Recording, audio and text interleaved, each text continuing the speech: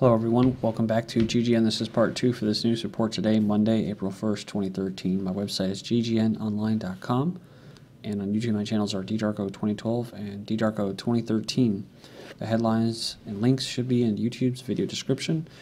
Alright, we left off with this article here. March was deadliest month of Syrian war as rebel deaths surged. And it's basically sectarian war, what it is. It's being funded by Saudi Arabia, Qatar, UAE, it's being backed by the UK, France, the United States, CIA, all the intelligence, Mossad, basically to put in, to get Assad out of there, and then they can do whatever they want. I mean, that's just basically the gist of it, and they'll do whatever they got to do it, including killing women and children and blaming it on the government. Shells from Syria strike Lebanese border village, no casualties. They said here that the state news agency says shells fired from inside Syria have struck Lebanese border. So you'd think, oh, it's the Syrian government. It has to be, right? They said the shells exploded in 4 villages late Saturday near the northern border, and residents reported an unpleasant smell after the strikes. Very interesting. Are they using these chlorine chemical modified or whatever explosives or bombs, WMDs they were calling it, chemical weapons? Who knows? That's interesting, though. Just look out for that in the future. The agency did not report any dead or wounded, saying whether the government troops or rebels fired the shells. Shells and gunfire from the Syrian civil war have repeatedly crossed the border into Lebanon, occasionally killing and wounding civilians. So remember, they were talking about Lebanon's Sunni-dominated north, largely supportive of Syrian anti-government forces when we covered that article in the last video.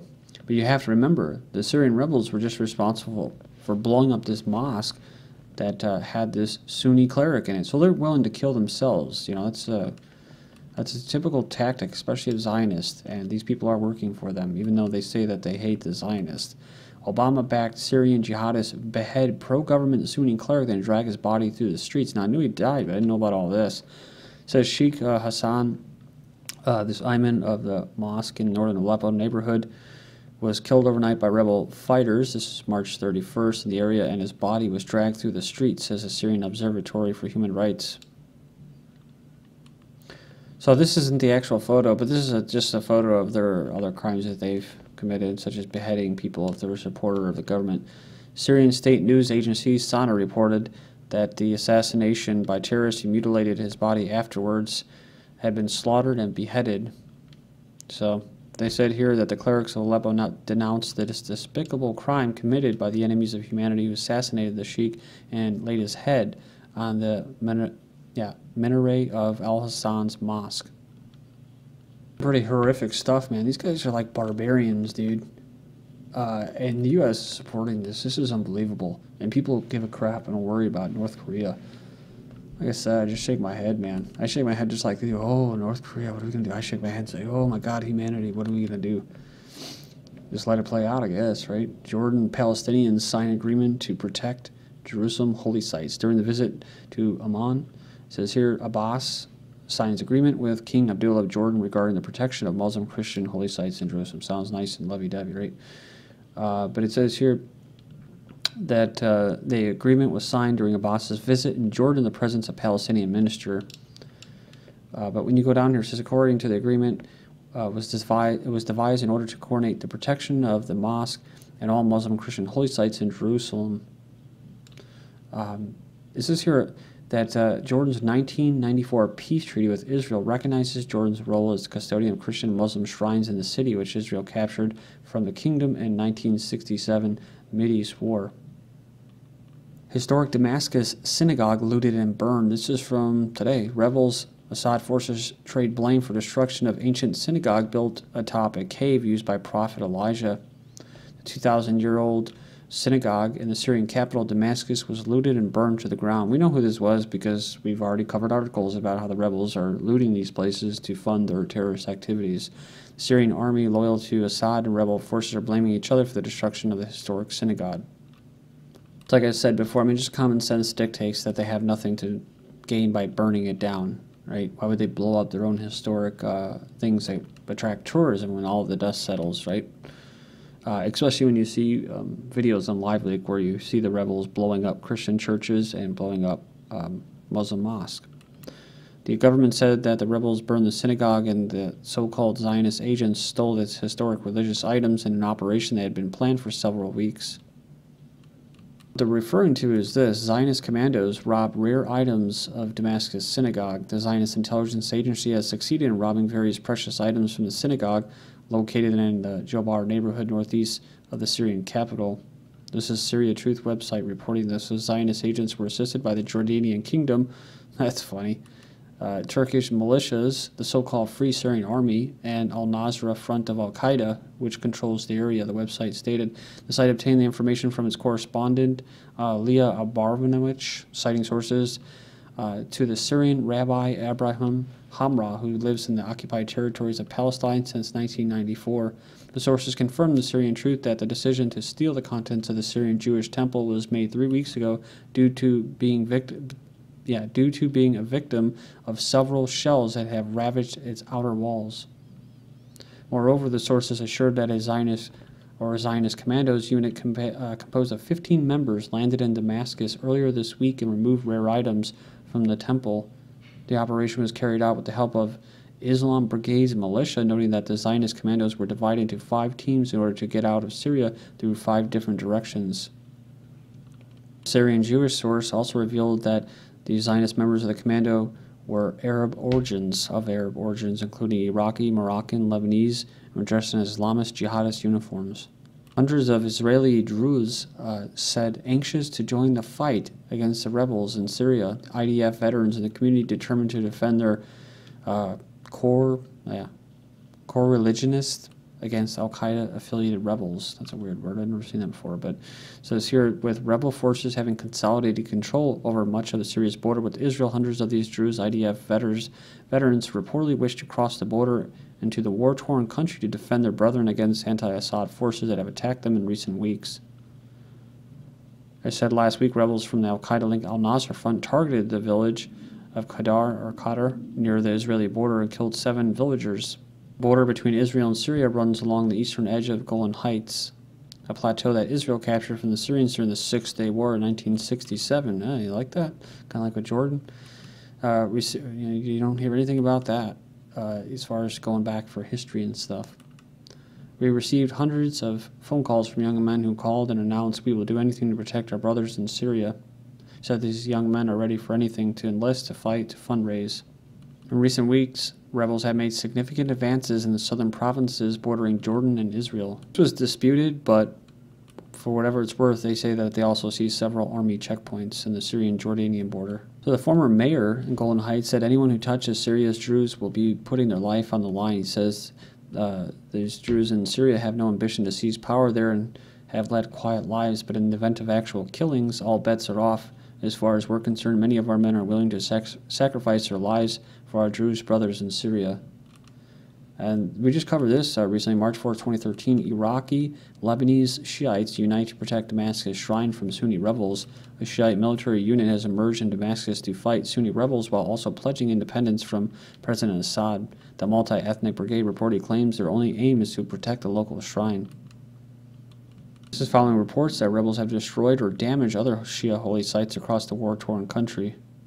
A video from Syria's northern Idlib province was posted online mid-December showing dozens of anti-Assad fighters congratulating and kissing each other in front of what was believed to be a Shia mosque burned down by the rebels. CIA agents, U.S. armed forces, fight under al-Qaeda command in Syria. So there's our buddy right there, whatever the Phoenix Patriot. An intelligence analyst says the recent FBI arrest of U.S. soldier and alleged CIA agent Eric Horan for joining foreign-backed militants in Syria is a mockery of U.S. operations as it shows the CIA and FBI's disunity. So this comment comes as Horan's father, Daryl, says his son was serving the CIA in Syria and reporting back to the agency from the country. He says his own son, who was arrested and charged with conspiracy on Wednesday for fighting with al-Qaeda-linked militants, is extremely patriotic when not join the militants. However, FBI affidavits mention no word of Haram working for the CIA.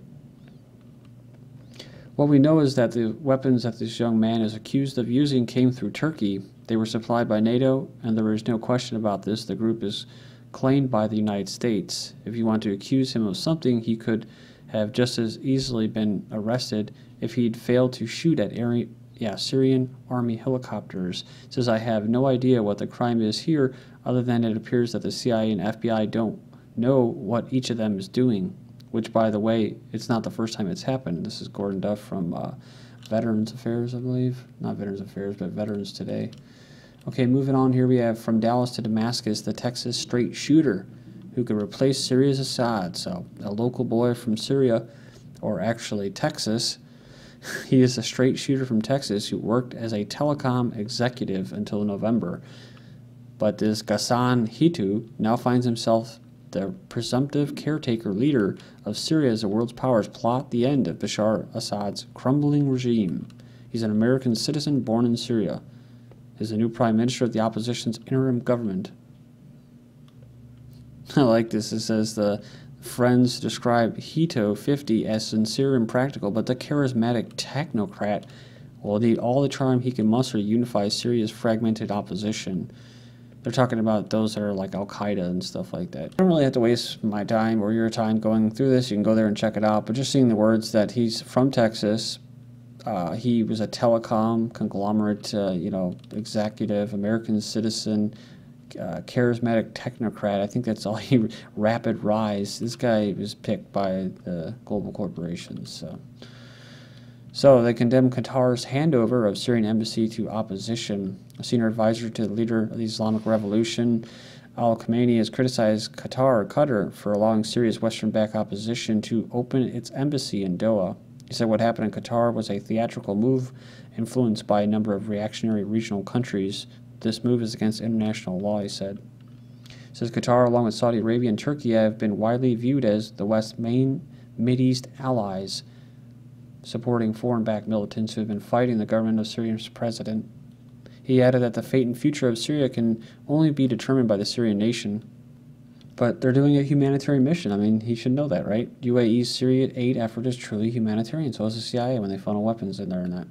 It's, when the SAS is in there doing whatever they're doing, and Blackwater, whatever they call themselves now, they're Mossad. They're just, they're working on humanitarian missions.